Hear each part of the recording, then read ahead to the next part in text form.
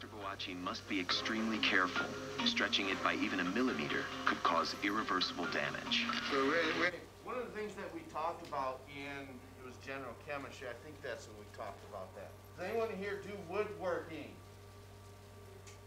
Okay. When you take a wood screw and you place it in, like that cell phone holder out there. If you take that wood screws go in and out, eventually what's going to happen?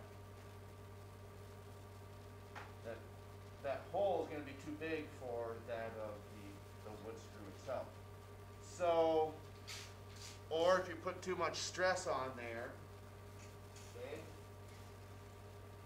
that wood screw would snap right out of there. Do we remember, or could you tell, where is that titanium screw going into to hold these rods in place? What structure? Can you tell?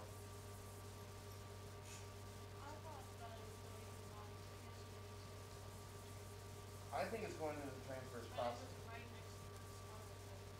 Okay. And it might be in between the body and transverse process. How's that? Because the transverse process itself probably would not be big enough to hold that. So maybe the body is probably a more concise answer. Okay. And that might be right. I just figured it's transverse process because it's out to the side. Okay. I'm frenzy right now. This is where we wish we were never here. Neurophysiologist James Watt will keep a close watch on the electrical signals from the spine during this final critical maneuver. Okay, I have a minimal potential. Yeah. If the nerve potential is 0, Juma will not walk again. You have caps. So motor, tibial nerve, left side. Motors, the foot, I have a minimal potential. It's a little larger than when this first happened, but what looked like repeatable potentials were not. The correction is too much, so Dr. Boachi backs off a few degrees. The signals from Juma's spinal cord stabilize. It looks like we got him balanced. Dr. Boachi decides to lock it into position. And we're going to take it. What do you guys think? Looks good. The final step is to sprinkle the chips of bone they removed earlier over the steel rods and screws. The body senses these little pieces as broken bones and tries to heal them. But the new bone growth acts like biological concrete, locking the metal firmly into place. Steel and bone fused together will anchor Juma's new spine. It's been a difficult surgery. The medical team knows Juma will wake up straighter. They hope he will be able to walk. The surgery went well, considering the difficulties that we had, being that he was very small, very weak bone, very rotated. This has been very intense 2 weeks, so I'm ready to go back home and get some rest, maybe for 24 hours and get right back to work.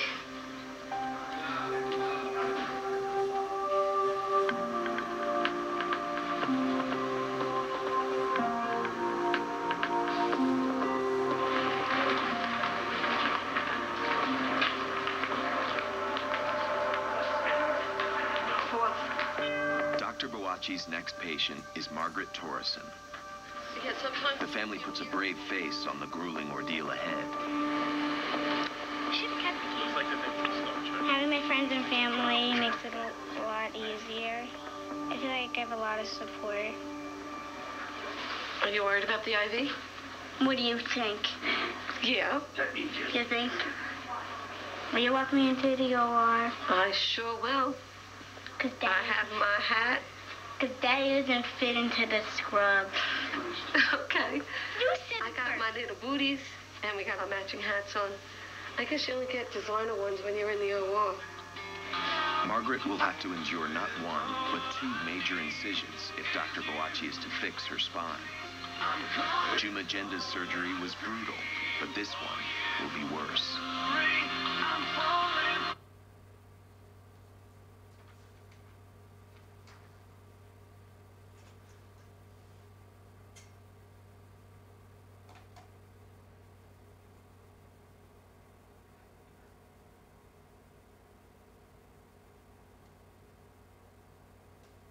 bird's eye view of the battlefield. To defeat the enemy, first you have to look after yourself. And all new Future Weapons, Monday at 9 on the Discovery Channel. It's morning in New York. Dr. Oheneba Boakye is about to begin a grueling operation. It's a big operation. It is risky. It has the risk of bleeding and paralysis and infection. I didn't even feel a thing. There you go. Look at me. Talk to Dad. Talk to Dad. One little stick and it's done. See? It's already done. It's done. See that? It made you deaf. Patty and Bill Torreson must say goodbye to their daughter. They won't be able to see her for 10 hours. Margaret is about to hit her adolescent growth spurt. If Dr. Boakye doesn't permanently fuse the central part of her spine, it will once again grow crooked, and a decade of surgeries will be wasted.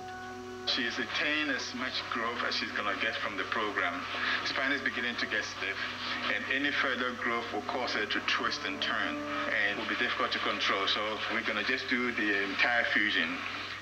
Getting to Margaret's spine requires 2 high-stakes surgical maneuvers. In phase 1, he cuts through the side of the rib cage to reveal the front side of the spine. Each vertebra has a layer of soft bone at either end called a growth plate.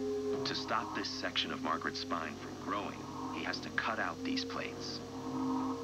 He'll also remove the discs so he can manipulate her back into a normal shape. But to work on the front of the spine, Dr. Boakye has to expose Margaret's right lung. Scar tissue from previous surgeries has stuck the lung to the rib cage in several places. One slip here, and Margaret's lung could tear and collapse. There's 1, 2, 3, 4, 5 growth plates that we've removed. And, so these were spaces. And we've packed in here bone graft from the rib. Bill and Patty Torreson are already 4 hours into their waiting room vigil. Now Dr. Boakye has to turn Margaret onto her stomach, make a new incision, and work on the back of her spine. And what we're going to go, when we do the back, is take all this out, expose the rest of the spine, find the growth plates in the back also, and then fuse that also, and put in a new set of rods, deeper in the body, on the bone. There will be no more connectors, just straight rods. The rods that have been in Margaret's back for the past 8 years anchor into bone at either end, but in the middle, they lie on top of muscle. The spine beneath that muscle has never been exposed before. To get to it, Dr. Boakye first has to carefully remove the old rods. This is one half of the rod. That's the other half coming up. What he finds is a total surprise.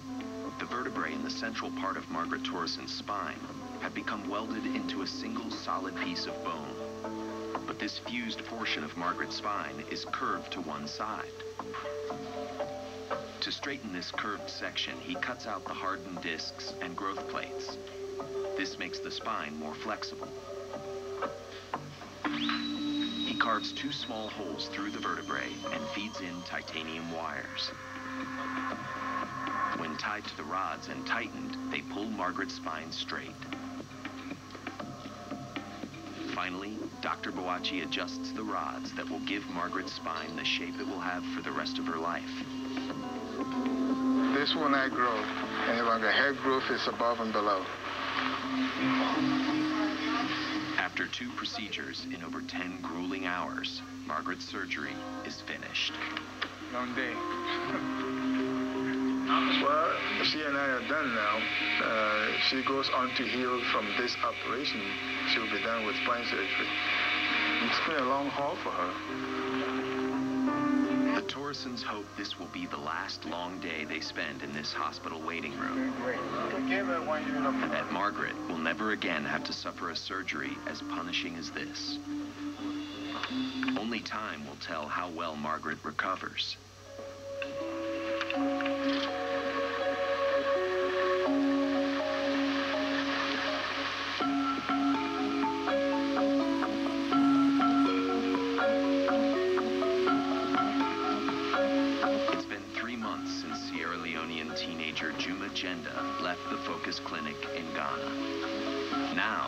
man who first found him in his village, Ahmed Tarawali, is making the arduous journey back to see Juma.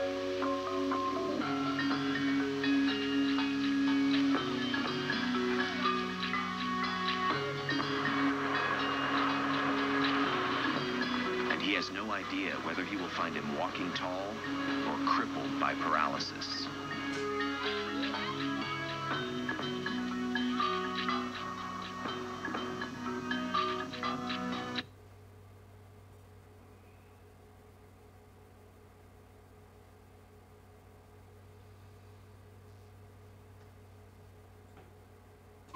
This is now the new scar here, which is very nice and smooth. It's healing very nicely. And the shoulder is nice and level. That's good. And you can move your head up and down too, right? That's very good. She can play sports after 1 year. Okay. Yeah, so whether it's basketball or soccer or volleyball, she can do that. You know, her lumbar spine is still open, not fused, so that will give her a lot of flexibility.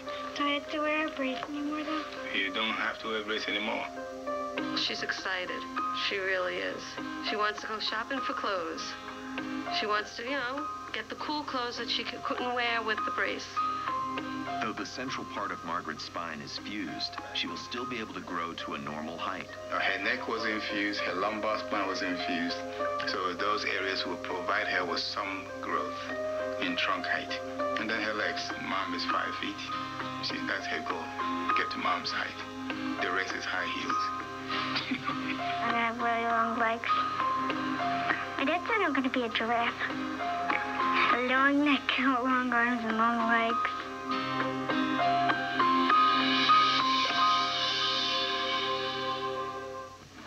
It has been 3 months since Juma's massive spinal surgery.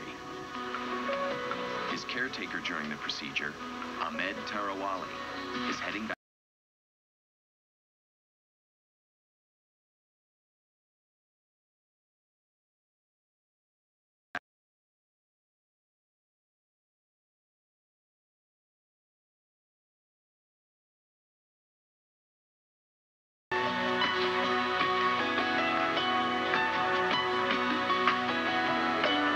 Brought Juma's mother to see him for the first time since his surgery.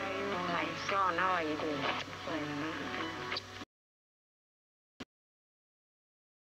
Yeah, everything is fine. Okay, that's good. Let me have a look at your back. Wow, this is so nice. You've got your human shape. How did they do this? Well, this is the work of Dr. Boachi and the team from America. Okay. Oh, I'm grateful. I'm grateful. I'm happy to see Juma. There was joy in my heart. Although I felt like crying, but his posture made me happy. I was so happy. Juma's change is the biggest change that I ever seen before. I'm so happy about these changes now. Juma Jenda lost his father to war and suffered with a debilitating deformity for most of his life. Now, his life is transformed. Right now, I feel happy. I think that people will just look at me and admire me and not to provoke me. That makes me feel normal in public. Dr. Boachi, he's a good doctor. I've really been able to reach my lifelong goal to make people stand straight, feel good about themselves, and look better and breathe better and lead a normal life. And also be able to give back to my home country where I started with this dream, being able to go back and provide this kind of service to the people of Ghana and West Africa. Juma used to dream of becoming a singer. Now those dreams are getting bigger. As for me, I'm headed for maybe a minister. And then at the same time, you can...